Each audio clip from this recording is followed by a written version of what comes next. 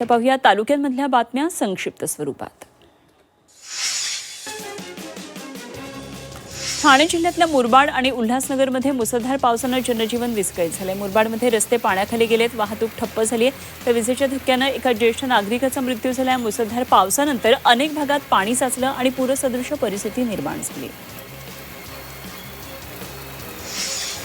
सह्याद्री आणि भीमाशंकर परिसरातील मुसळधार पावसामुळे डिंभे धरण 100% भरले। धरणातून घोड नदीपात्रात 20,000 क्युसेक वेगाने पाण्याचा विसर्ग सुरू करण्यात आलाय। नदीकाठच्या नागरिकांना त्यामुळे सतर्कतेचा इशारा देण्यात आलाय।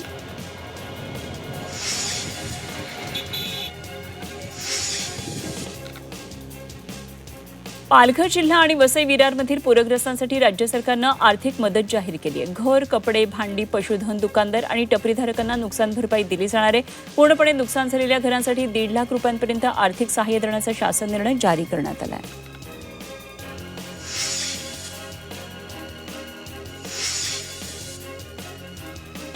वाशिम तालुक्यातल्या अनसी इथल्या बस स्थानकासमोर रस्त्यावर पावसाचं पाणी साचलं, त्यामुळे मोठ्या त्रासाला इथल्या नागरिकांना सामोरं जावं लागतंय। 40 गावच्या नागरिकांना, व्यापाऱ्यांना, विद्यार्थ्यांना त्रास सहन करावा लागतोय। बाजारपेठ असलेल्या भागातील समस्येवर कायमस्वरूपी उपाययोजना करण्याची मागणी नागरिक करतात।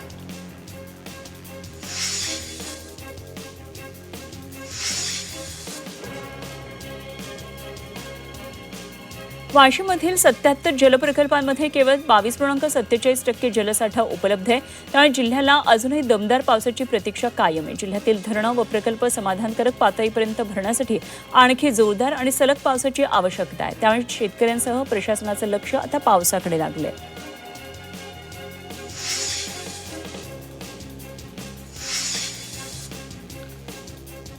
रत्नागिरीच्या गुहागर तालुक्यातील कोटगिरी गावठाणवाडी इथं लोखंडी साकव तुटला आणि 8 जनावरं नदीमध्ये पडली। या दुर्घटनेत एका बैलाचा मृत्यू झाला, 7 जनावरं जखमी झाली। ग्रामस्थांनी नदीतून जनावरांची सुटका केली। नवीन साकवासाठी आता प्रस्ताव तयार करण्याचं काम सुरू आहे।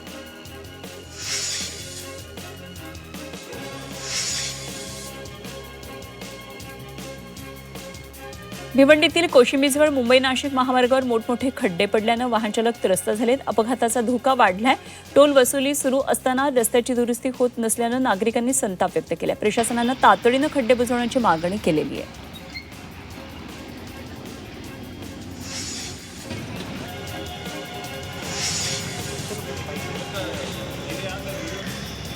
नाशिक ग्रामीणच्या मालेगाव पोलिसांनी मोठी कारवाई करत 63 मोटरसायकल, सायकल आणि 24 मोबाईल जप्त केले। विविध प्रकरणात पोलिसांनी संशयित आरोपींना अटक करून वाहन चोरी, जुगार, मोबाईल चोरीच्या टोळ्यांचा पर्दाफाश केला।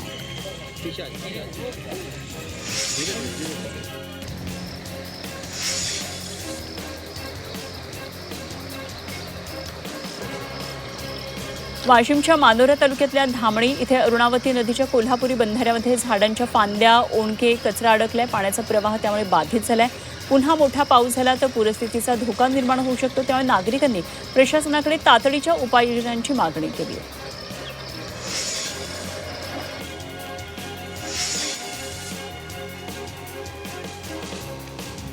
वाशिम तालुक्यातल्या अडोळी ते अटकळी पांदण रस्ता आणि पूल खराब अवस्थेत असल्यानं शेतकऱ्यांना मोठ्या अडचणींचा सामना करावा लागतोय।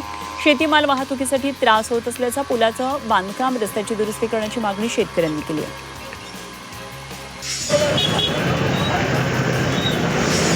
नाशिक पाठोपाठ आता मालेगावातल्या सटाणा शहरात देखील खड्ड्यांमुळे अपघात झालाय। खड्ड्यांचा अंदाज न आल्यानं दुचाकीस्वार टँकरच्या खाली गेला।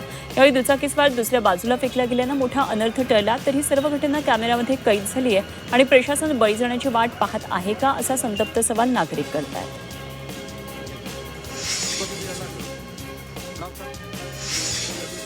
सोलापूरच्या माळशिरसमध्ये स्वस्त धान्य दुकानातील धान्याची परस्पर विक्री होत असल्याचा प्रकार समोर आला। तोडले गावामध्ये हा प्रकार घडला। रेशन कार्ड धारकांना धान्य न देता इतर गावातील लोकांना धान्य विकत असल्याचा एक व्हिडिओ समोर आला। त्यामुळे गोरगरिबांच्या तोंडचा घास आर्थिक फायद्यासाठी हिरावला जात असल्याचं दिसून येत आहे।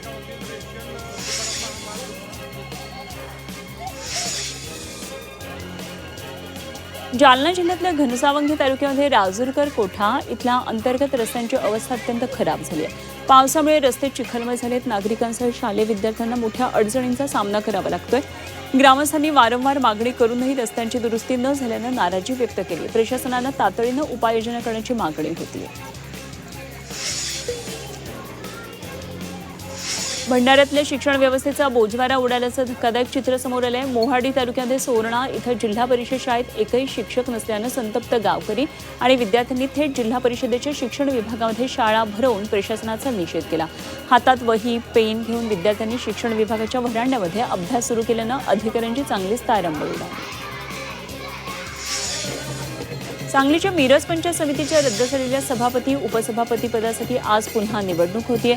निवडणुकीच्या पार्श्वभूमीवर कडेकोट पोलीस बंदोबस्त ठेवण्यात आलाय. निवडीमध्ये महाविकास आघाडी बाजी मारणार की भाजप सत्ता काबीज करणार याकडे सर्वांचं लक्ष लागलंय.